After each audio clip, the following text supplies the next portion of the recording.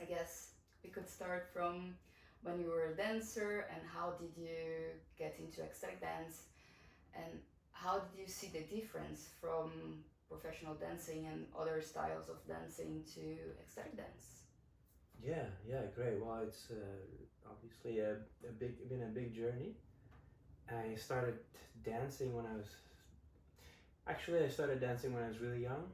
There was literally a moment where I was in a family reunion, and my aunt just pushed me onto the dance floor and said, "Here, go dance with your cousin." And there was my cousin, big girl, and then she was just moving and clapping. And I was looking at it like, what am I supposed to do?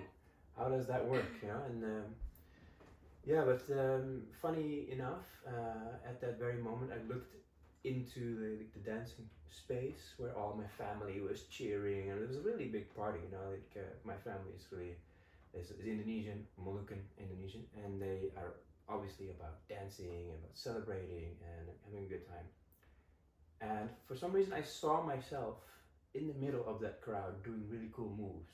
And I don't know where I got the idea, but I said to myself, one day I will do something like that. I just imagined me doing a hip hop split or whatever. And I don't even know where I got the image. But 5 years later or something, I guess, when I was 13, my friend in high school asked me if I wanted to take a breakdancing class.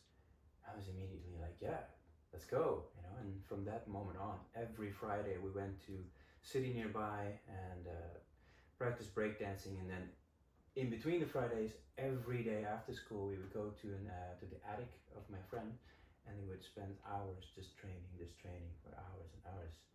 That Oh, began wow. in 1998, so quite a long way. And yeah, as a break dancer, you get introduced often to especially back then, it was normal that many break dancers would also know a bit of what we call then electric boogie, but it's more known as popping or robot dancing, basically.